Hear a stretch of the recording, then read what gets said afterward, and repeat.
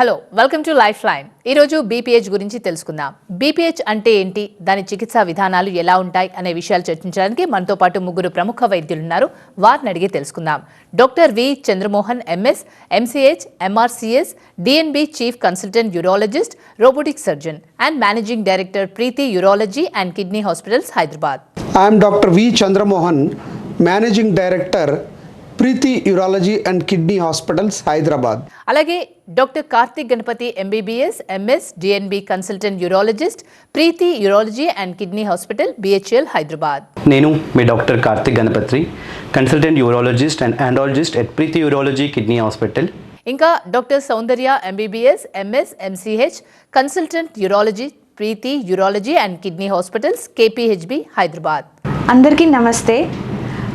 నేను doctor Soundarya, consultant urologist, Preethi urology and kidney hospital, Hyderabad. Welcome to lifeline అండి. ముందుగా చంద్రమోహన్ గారితో మాట్లాడదాం. డాక్టర్ చెప్పండి, బీపీహెచ్ అంటే ఏంటి?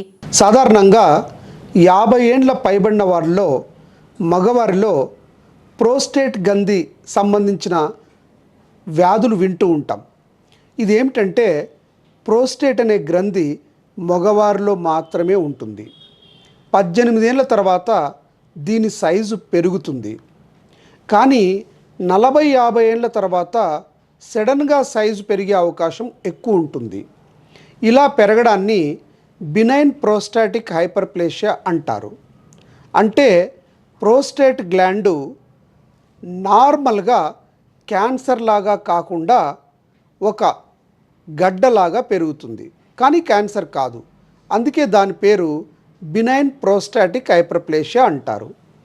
ఈ ప్రోస్టేట్ గ్లాండ్ ఎందుకు ఉంటుంది అంటే మగవారిలో వీర్యం తయారు చేయడానికి ఉంటుంది.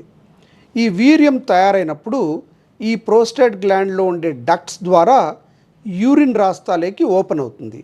అంటే ఈ గ్లాండ్ బ్లాడర్కు యూరిన్ రాస్తాకు మధ్యలో ఉంటుంది.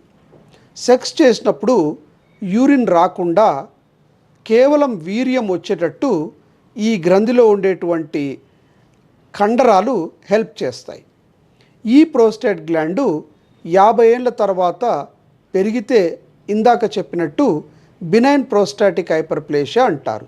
బీపీహెచ్ సాధారణ లక్షణాలు ఏంటి? ఎక్కువసార్లు యూరిన్ పోవడము, అర్జెంటుగా పోవడము, పోయిన తర్వాత మిగిలిపోయినట్టు ఉండడము, మళ్ళీ రావడము, ధార దూరం పడకుండా దగ్గరే పడడము, పోసిన తర్వాత మిగిలిపోయినట్టు ఉండడము, ఇలాంటి కంప్లైంట్స్ ఎక్కువగా ఉంటాయి. ఒక్కొక్కసారి ఇవి పేషెంట్ నిద్ర రాకుండా, నైట్ ఎక్కువసార్లు యూరిన్కి లేయడము, అర్జెంటుగా పోవడము, చాలా సఫరింగ్ ఉంటుంది. ఈ సఫరింగు చాలామంది అడ్జస్ట్ అయిపోతుంటారు. అట్లనే 2-3 సార్లు పోసుకొని పడుకోవడం అట్లా ఉంటారు.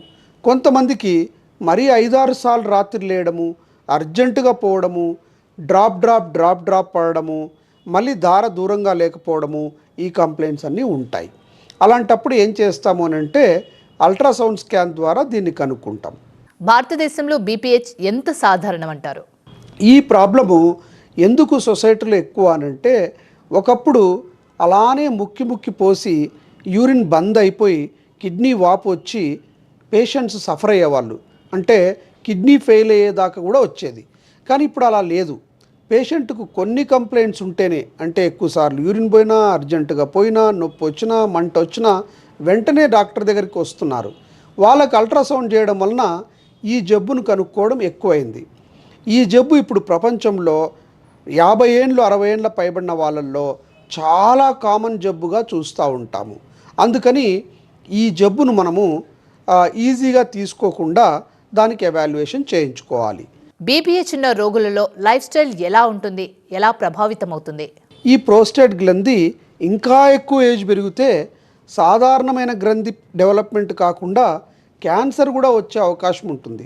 అది ఎలా తెలుస్తుంది అని అంటే, డాక్టర్ గారు మనం లెట్రిన్ రాస్తాల నుంచి ప్రోస్టేట్ని ఎగ్జామిన్ చేసినప్పుడు గట్టిగా ఉంటుంది. అంతేకాకుండా పిఎస్సి అనే టెస్ట్ చేస్తే అది 4 nanograms/ml కంటే ఎక్కువ ఉంటే, ప్రోస్టేట్ సైజ్తో కంపేర్ చేస్తే పిఎస్ఏ చాలా ఎక్కువ ఉంటే క్యాన్సర్ను సస్పెక్ట్ చేస్తాం.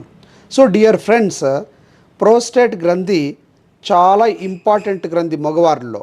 ఆ గ్రంథిలో పెరగడం వలన వచ్చే సమస్యలు చాలా కామన్గా ఉంటాయి కాబట్టి ఈ వీడియో ద్వారా మీకు ప్రోస్టేట్ గ్రంథి గురించి వివరంగా తెలియడం జరిగింది.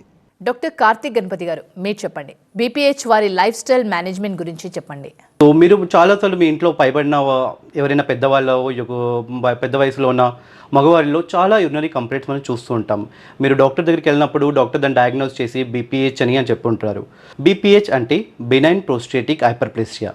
సో ప్రోస్టేట్ అనేది ఒక పురుష గ్రంథి, మన యూరినరీ బ్లాడర్ మూత్రాశయం దగ్గర, దాని నెక్ దగ్గర సిచ్యువేట్ అయ్యి ఉంటుంది.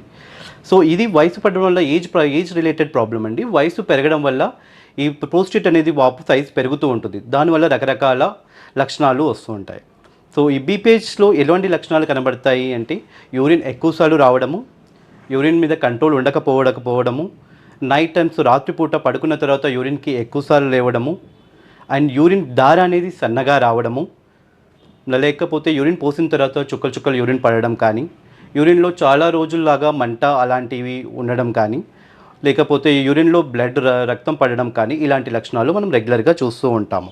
ఎవరు బీపీహెచ్ యొక్క లక్షణాలు ఉన్నా చికిత్స తీసుకోవడానికి వెనకాడుతూ ఉంటారు? ఏజ్ రిలేటెడ్ ప్రాబ్లం అనమాట. పెద్దవారి వయసులో వస్తుంటుంది. సో మ్యాక్సిమం 50 years దాటిన పురుషులందరూ ఏదో రకమైన బీపీహెచ్ సిమ్టమ్స్ సఫర్ అవుతుంటారు. బట్ అందరిలో ఒకే రకమైన సిమ్టమ్స్ ఉండాలని లేదు. Depending on the prostate size and వాళ్ళ బ్లాడర్ కెపాసిటీ అండ్ బ్లాడర్ వల్ల రకరకాల సమస్యలు వస్తూ ఉంటాయి. కొందరు సమస్యలు మైల్డ్గా ఉండి వాళ్ళు నోటీస్ చేసుకోకపోవచ్చు. కొన్నిట్లో సివియర్గా ఆ తీవ్రత అనేది ఎక్కువగా ఉండేసేసి వారు డాక్టర్ని కన్సల్ట్ అవుతుంటారు. సో మేము ఆ బీపీహెచ్ని ఎలా డయాగ్నోస్ చేస్తాము? సో ఇలాంటి లక్షణాలు ఉన్నప్పుడు మీరు డాక్టర్ని విజిట్ అవుతే డాక్టర్ కొన్ని రకాల పరీక్షలు చేయడం కానీ, ఎగ్జామినేషన్ చేయడం కానీ దానివల్ల బీపీహెచ్ని నిర్ధారిస్తారు. సో మేము మా దగ్గరికి వచ్చినప్పుడు బ్లాడర్ ఎంత ఫుల్గా ఉంది అనేది చూస్తుంటాము. అండ్ ఈ ప్రోస్టేట్ని మలద్వారం ద్వారా పరీక్ష చేస్తాము. దాంతోపాటు కొన్ని రకాల పరీక్షలు చేస్తాము. అల్ట్రాసౌండ్, సో ప్రోస్టేట్ అని అంటారు, యూరిన్ అని దాంట్లో with PVRU, post void residual urine. So urine పోయకముందు ఎంత యూరిన్ బ్లాడర్లో ఉంది అండ్ యూరిన్ పేషెంట్ కంప్లీట్గా ఎంప్లీట్ చేశాడా లేదా, ఏమైనా యూరిన్ బ్లాడర్లో మిగిలిపోతుందా లేదా అనేది మనం టెస్ట్ చేస్తాము. సో దాన్ని బట్టి మనకు ప్రోస్టేట్ ఎంతవరకు సైజ్ ఎంతవరకు ఉంది, దానివల్ల వరకు మనకు ఎంత ఇబ్బంది వస్తుంది అనేది మనం గుర్తించవచ్చు. అండ్ మోస్ట్ కామన్గా చాలామంది అడిగే క్వశ్చన్ ఏంటి అంటే, ఈ ప్రోస్టేట్ ఉంది అంటే క్యాన్సర్ ఉండే అవకాశం ఉందా లేదా అని అడుగుతుంటారు. ఈ ప్రోస్టేట్ బీపీహెచ్ అంటేనే non cancerous enlargement of the prostate. But prostate cancer వల్ల కూడా ప్రోస్టేట్ పెరిగే అవకాశం ఉంది. సో ఏదైనా ప్రోస్టేట్ పెరిగినప్పుడు అది బీపీహెచ్ వలన లేకపోతే క్యాన్సర్ వలన నిర్ధారించడానికి మనం కొన్ని టెస్టులు చేస్తూ ఉంటాం అనమాట. సో మీరు ఫస్ట్ టైం బీపీహెచ్ చెకప్ కోసం వచ్చినప్పుడు మీ డాక్టర్స్ కామన్గా అడ్వైస్ చేస్తుంటారు, urologist, serum PSA, serum prostatic specific antigen test. So it's at screening test. ఇది అదిలో ఎక్కువ ఉంటే క్యాన్సర్ ఉన్నట్టు కన్ఫర్మ్ కాదు. ఆ స్క్రీనింగ్ టెస్ట్ పాజిటివ్ వస్తే మిగతా పరీక్షలు చేసి మేము క్యాన్సర్ ఉందో లేదో నిర్ధారించుకుంటాము. ఒకవేళ క్యాన్సర్ లేదు, PSA లెవెల్ తక్కువగా ఉంది అండ్ ప్రోస్టేట్ పెరిగింది అంటే that is a benign prostatic enlargement. వీళ్ళలో క్యాన్సర్ ఉండే లక్షణాలు అనేవి చాలా తక్కువగా ఉంటుంటాయి. సో ఒక్కసారి బీపీహెచ్ అయ్యాక దాన్ని బట్టి మనం ట్రీట్మెంట్ ఇస్తాము.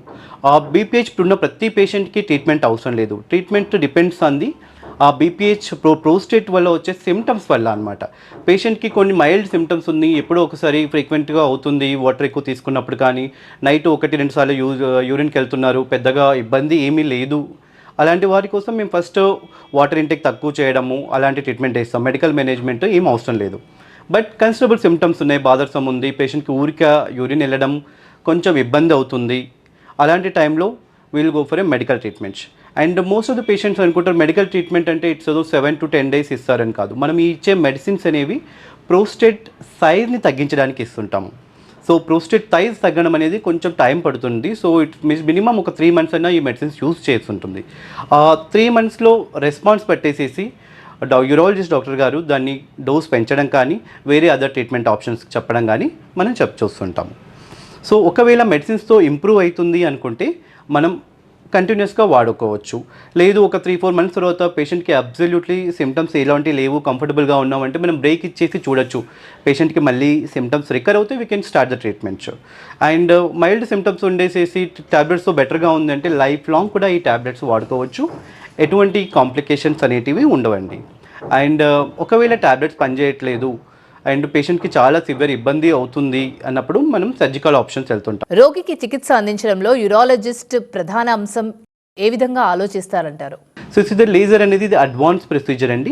పేషెంట్ యాంటీకోయాగులెంట్స్ ఏమైనా తీసుకున్న దానిలో కూడా ఎటువంటి బ్లీడింగ్ కాంప్లికేషన్స్ లేకుండా చేయొచ్చండి.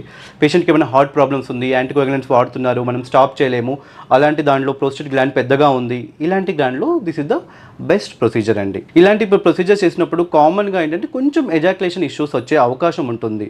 సో ఆ వీర్యం అనేది బయటకు రాకపోతుంది. దీన్ని మనం రిట్రోగ్రేడ్ ఎజాక్యులేషన్ అని కూడా అంటాం. సో ఇలాంటి ఇష్యూస్ మనకు వస్తూ ఉంటాయి సర్జరీ తర్వాత. సో ఇలాంటి కూడా అవాయిడ్ చేయాలి, పేషెంట్ సెక్షువల్గా యాక్టివ్గా ఉండాలి, ఎజాక్యులేషన్ ఇష్యూస్ కూడా ఉండద్దు అంటే కొత్త ఆప్షన్స్ ఉన్నాయండి. యూరో లిఫ్ట్ అని ప్రొసీజర్. దీనివల్ల మనం ప్రోస్టేట్లోని బైండ్ చేసేస్తాము. సో దాని సైజ్ ఆటోమేటిక్గా నెక్రో సైజ్ డిక్రీజ్ అవుతుంది. సో దీంట్లో ఎటువంటి ఎజాక్యులేషన్స్ ఇష్యూస్ రావు అండి. అనుభవజ్ఞునైన నిపుణుడిగా మీరు రోగులకు ఎలాంటి మెసేజ్ ఇస్తారు? చాలామంది పేషెంట్స్ సర్జరీ అనగానే భయపడిపోతుంటారు. It is a simple endoscopic procedure అండి. This is called trans urethral resection of prostate. ఇది ద బేసిక్ ప్రొసీజర్ అండి ఫర్ ప్రోస్టేట్కి. దిస్ ఎండోస్కోపీ అంటే పేషెంట్ యూరినరీ ప్యాసేజ్ నుంచి ఒక మనం కెమెరాని పాజ్ చేసి ఏదైతే ప్రోస్టేట్ టిష్యూ పెరిగిందో దాన్ని మనం చిప్స్ లాగా తీసేసేసి దాని ప్రోస్టేట్ని రిసెక్ట్ చేస్తాము. సో పేషెంట్కి ప్రోస్టేట్ వల్ల యూరినరీ అబ్స్ట్రక్షన్ ఏదవుతుందో అది రిలీవ్ అవుతుంటుంది. సో ఈ ఆపరేషన్ చేసినప్పుడు పేషెంట్ ఒక 3-4 డేస్ కెథెటర్ పైన ఉండాల్సి వస్తుంది. ఆ యూరినరీ కెథెటర్ తీసిన తర్వాత పేషెంట్ యూరిన్ ఫ్రీగానే పాస్ చేస్తారు. అండ్ మేము ఎప్పుడు పేషెంట్కి సర్జరీ అడ్వైస్ చేసినప్పుడు వాళ్ళు అడిగే కామన్ క్వశ్చన్, సార్ మళ్ళీ వస్తుందా? సో మళ్ళీ వచ్చే అవకాశం ఆఫ్టర్ కంప్లీట్ సర్జరీ చాలా తక్కువ ఛాన్స్ అండి. బట్ లెస్ దాన్ 5 to 10% దాన్ని మళ్ళీ రీగ్రోత్ అయ్యే ఛాన్స్ ఉంది. అలాంటప్పుడు ఫస్ట్ క్యాన్సర్ని రూల్ అవుట్ చేసుకోవాల్సి ఉంటుందండి. దెన్ ఇది కాకుండా ఇంకో ఆపరేషన్ రీసెంట్గా మేము చేస్తుంది లేజర్ ఇన్యూక్లేషన్ ఆఫ్ ప్రోస్టేట్ అంటారు. So using the laser energy మనం ప్రోస్టేట్ని కంప్లీట్గా దాని బెడ్ నుంచి లిఫ్ట్ చేసేస్తాం. 2 ప్రోస్టేట్ లెవ్స్ ఏవైతే పెరిగి ఉంటాయో దాన్ని కంప్లీట్గా దాని బెడ్ నుంచి డిసెక్ట్ చేసేసి దాని తర్వాత మార్సులేషన్ అనే ప్రొసీజర్ ద్వారా ఆ ముక్కలన్నింటినీ చిన్న లోబ్స్ని చిన్న ముక్కలుగా చేసేసి ఎవాక్యుయేట్ చేస్తాము. డాక్టర్ సౌందర్య గారు, ప్రెగ్నెన్సీ టైంలో రాళ్ళు ఎంత సాధారణం అంటారు? ప్రెగ్నెంట్ పేషెంట్లో స్టోన్ వస్తే ఎలా మేనేజ్ చేయాలి, ఏంటి ప్రాబ్లమ్స్ అని మాట్లాడుతున్నాను. మామూలుగా ప్రెగ్నెంట్ ఉన్న లేడీస్లో రాయి వచ్చేసి 1 in 200 నుంచి 1 in 2000 పేషెంట్స్ మధ్యలో వస్తుంది. మామూలుగా ప్రెగ్నెంట్ పేషెంట్కి ఈ గర్భసంచి సంబంధించి నొప్పి కాకుండా వేరే నొప్పి అని వస్తే దాంట్లో మోస్ట్ కామన్ రీజన్ రాయే ఉంటుంది. ప్రెగ్నెన్సీ టైంలో రాళ్ళను ఎదుర్కోవడంలో ఎదురయ్యే సవాళ్ళు ఏంటి? ఇది మెయిన్లీ ప్రెగ్నెన్సీలో 2nd and 3rd ట్రైమెస్టర్ అంటామే, అంటే ఫస్ట్ 3 months కాకుండా నెక్స్ట్ 6 monthsలో చాలా కామన్గా ఉంటుంది. ఎందుకంటే బేబీ గ్రోత్ అయ్యే కొద్దీ యూట్రస్ పెరిగే కొద్దీ యూరిన్ పైప్లో వస్తాయి, కిడ్నీ నుంచి వచ్చే యూరిన్ పైప్లో కొంచెం బ్లాక్ అవుతుంది ఈ పెద్ద గ్రోత్ అవుతున్న గర్భసంచి వల్ల. అందుకోసం కిడ్నీలో వాపు వచ్చి పెయిన్ ఎక్కువ కనిపిస్తుంది. And especially in patients who are multiparous, that is first pregnancy కాకుండా 2nd or 3rd ప్రెగ్నెన్సీలో ఇంకా కామన్గా కనిపిస్తుంది. ప్రెగ్నెన్సీలో రాళ్లను ఎలా నివారించాలి? సో దీనికి మనం ఎలా కనుక్కోవాలి, దీన్ని ఎలా అవాయిడ్ చేయాలి అంటే ప్రెగ్నెన్సీ ప్లాన్ చేస్తున్నప్పుడు ముందే ఒకసారి సింపుల్ అల్ట్రాసౌండ్ స్కాన్ చేసి చూసుకుంటే బెటర్. ఏమైనా పెద్ద స్టోన్స్ ఏమైనా ఉంటే మనం ముందే కనుక్కొని దానికి ట్రీట్మెంట్ తీసుకుంటే బెటర్. డయాగ్నోస్ సమయంలో ఇబ్బందులు ఏంటి? ఇప్పుడు ఒక ప్రెగ్నెంట్ పర్సన్కి స్టోన్ వస్తే అది కనుక్కోవడం కానీ ట్రీట్మెంట్ కానీ అంత ఈజీ కాదు. ఎందుకు కనుక్కోవడంలో ఈజీ కాదు అంటే మామూలుగా ఒక పేషెంట్కి అల్ట్రాసౌండ్లో రాయి కనిపించకపోతే మనం సిటీ స్కాన్ ప్రిఫర్ చేస్తాం. బట్ ప్రెగ్నెంట్ ఉన్నప్పుడు రేడియేషన్ కోసం సిటీ స్కాన్ అవాయిడ్ చేయాల్సిందే, సో చేయలేము. అండ్ ఇంకొకటి, మామూలు పేషెంట్కి ఇచ్చిన మెడిసిన్స్ అన్నీ ప్రెగ్నెంట్ పేషెంట్కి ఇవ్వలేము. మామూలు పేషెంట్కి మెడిసిన్ పని చేయకపోతే త్వరగా మత్తు ఇచ్చి తీసేస్తాము ఏదో ఒక రకంగా రాయిని. అట్లా డైరెక్ట్ మనం అనుకున్నట్టు మనం ఇష్టం వచ్చినప్పుడు మత్తు ఇవ్వలేము. ఎందుకంటే ప్రెగ్నెంట్ ఉన్నప్పుడు మదర్ మాత్రం కాదు, బేబీ హెల్త్ కూడా చాలా important. So baby safe delivery వరకు బేబీ అండ్ మదర్ సేఫ్ ఉండాలి. అందుకోసం డయాగ్నోసిస్ కానీ ట్రీట్మెంట్ కానీ చాలా జాగ్రత్తగా చేయాలి. ప్రెగ్నెన్సీలో రాళ్లను ఎలా నయం చేసుకోవచ్చు అంటారు? Now What are the problems faced? I told. One, diagnosis. CT scan చేయలేము, అల్ట్రాసౌండ్ మీద ఆధారపడి ఉండాలి. అండ్ దీంట్లో ట్రీట్మెంట్ అందరికి ఇచ్చిన మెడిసిన్స్ ఇవ్వలేము, అందరికి ఇచ్చినట్టు మత్తు ఇచ్చి డైరెక్ట్ సర్జరీ కూడా చేయలేము. సో కొన్ని మెడిసిన్స్కి రెస్ట్రిక్షన్స్ ఉంటాయి, అవే ఇవ్వాలి. మనం ట్రీట్ చేయకపోతే రేర్గా కాంప్లికేషన్స్ కూడా అవ్వచ్చు. సో ఇవన్నీ మనం ఎలా అవాయిడ్ చేయాలి, హౌ టు గో అబౌట్ అంటే, so if a person comes with pain, first we do ultrasound scan. And what is the first line of treatment? తనకి ఫీవర్ ఉందా, విపరీతమైన పెయిన్ ఉందా, కిడ్నీ టెస్ట్ చేస్తే క్రియాటిన్ ఏమైనా పెరిగిందా, ప్రెగ్నెన్సీ టైంలో రాళ్లకు చికిత్స చేయకపోతే వచ్చే సమస్యలేంటి, నొప్పి భరించలేని నొప్పి ఉందా, అవి చూస్తాము. సో భరించలేని నొప్పి లేదు, చిన్నగా నొప్పి ఉంది, క్రియాటినిన్ నార్మల్ ఉంది అంటే కిడ్నీ టెస్టు, జ్వరం లేదు, వామిటింగ్ ఎక్కువ సివియర్గా లేదు అంటే ఫస్ట్ దానికి మెడిసిన్స్ అట్లా ఇచ్చి చూస్తాము. వాటర్ కరెక్ట్ క్వాంటిటీలో తీసుకోవాలి. తర్వాత వామిటింగ్ రాకుండా మెడిసిన్స్, నొప్పి రాకుండా మెడిసిన్స్ అవి ఇస్తాము. రెగ్యులర్గా చెకప్ చేస్తూ ఉంటాము బేబీ హెల్త్ కోసం. ఫీటల్ హార్ట్ రేట్ కూడా అల్ట్రాసౌండ్ స్కాన్లో కనిపిస్తుంది.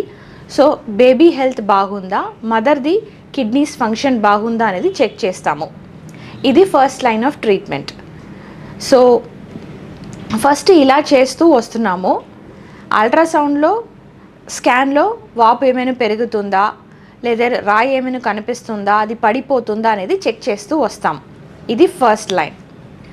సో దీంతోనే 80 to 90% of the times stone ఆటోమేటిక్గా పడిపోతుంది ఈ మెడిసిన్స్ ద్వారా, వాటర్ ద్వారా. సో చాలా వరకు రాయి పడిపోతుంది 90% of the times.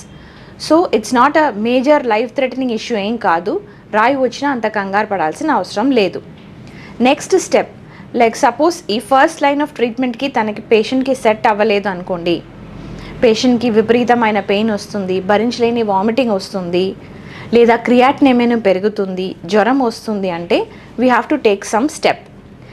This medical management అంటే మెడిసిన్స్తో ఇస్తున్న మేనేజ్మెంట్ చాలా వరకు సెకండ్ ట్రైమెస్టర్ వరకు మేము ప్రొలాంగ్ చేస్తాము. ఎందుకంటే ఫస్ట్ ట్రైమెస్టర్ ఫస్ట్ 3 monthsలో ఏ మత్తు కూడా చాలా వరకు ఇవ్వకూడదు. మనం ఒకవేళ ఏమైనా కొంచెం మత్తు ఇచ్చి స్టెంట్ కానీ అట్లా చిన్న ప్రొసీజర్స్ ఏమైనా చేయాలంటే సెకండ్ ట్రైమెస్టర్ ఇస్ ఐడియల్.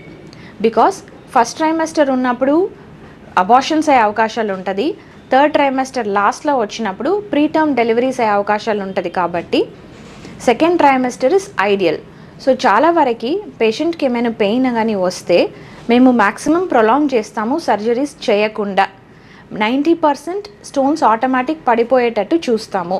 తీసుకోవాల్సిన జాగ్రత్తలేంటి? ఒకవేళ దీనికి భయపడి బేబీకి ఏదైనా అవుతుందో అని ఎక్కువ భయపడి లేట్ స్టేజ్లో వస్తే మదర్కి కూడా ఫీవర్ వచ్చి క్రియాటినిన్ పెరిగి కిడ్నీలో ఇన్ఫెక్షన్ వచ్చే అవకాశాలు ఉంటుంది. అండ్ బేబీకి హెల్త్ కూడా బాగా ఎఫెక్ట్ అయ్యే అవకాశాలు ఉంటుంది. కాబట్టి స్టార్టింగ్లోనే ట్రీట్మెంట్ తీసుకోవడం మంచిది. ఒకవేళ చాలా లేట్ చేస్తే ప్రీటర్మ్ డెలివరీస్ కానీ అబార్షన్స్ కానీ పెయిన్ వల్ల అబార్షన్స్ కానీ అవ్వచ్చు. సో అందుకని ముందే ట్రీట్మెంట్ తీసుకోవడం బెటర్. ఇంకా బెటర్ ఏంటంటే if you are planning pregnancy, come and get an ultrasound before only. ప్రెగ్నెన్సీకి ప్లాన్ ఉన్నప్పుడు ముందే మనం స్కాన్ చేసి కనుక్కుంటే, చిన్న రాయి అయితే 3 mm 4 mm అయితే మెడిసిన్ సరిపోతుంది. ఒక 10 mm అప్రాక్సిమేట్ రాయి ఉందనుకోండి, క్లియర్ దట్ స్టోన్ తీసేసుకొని తర్వాత you can plan pregnancy. Especially if you are going for IVF అట్లాంటి ఫర్టిలైజేషన్, అట్లాంటి ఇన్విట్రో ఫర్టిలైజేషన్, అట్లా ప్రెషియస్ ప్రెగ్నెన్సీ అయితే ముందే స్కాన్ చేసుకొని రాయి అంతా క్లియర్ చేసుకొని తర్వాత ప్రెగ్నెన్సీకి ప్లాన్ చేయడం బెటర్. తర్వాత ప్రెగ్నెంట్ అయిన తర్వాత కూడా చిన్న రాయి ఉంటే అడిక్వేట్ వాటర్ తీసుకోవాలి. స్టోన్ రాకుండా సిరప్ అవి రాసిస్తాము, అవి రెగ్యులర్గా వాడాలి. మెడిసిన్స్ చాలా వరకు అవాయిడ్ చేయాలి, పెయిన్ కిల్లర్ లాంటిది. ఇట్లాంటిది చేసుకొని కరెక్ట్ టైంకి ట్రీట్మెంట్ తీసుకుంటే ఏ కాంప్లికేషన్స్ లేకుండా బేబీ డెలివర్ అవ్వచ్చు. Mother and baby health safe ఉంటుంది. ఇది డాక్టర్ రెడ్డిస్ పబ్లిక్ అవేర్నెస్ ఇనిషియేటివ్తో చేసిన కమ్యూనికేషన్ మాత్రమే. మెడికల్ ప్రాక్టీషనర్ సలహాకు భర్తీ చేయొద్దు. సరైన వైద్య సలహా కోసం మీ వైద్యుడిని సంప్రదించండి. ఈ ఎపిసోడ్లో చెప్పిన విషయాల్లో సాధ్యమైనంత ఎక్కువ జాగ్రత్తలు తీసుకున్నప్పటికీ డాక్టర్ రెడ్డీస్ ఇందులోని విషయాలపై ఏ వ్యక్తికి బాధ్యత వహించదు.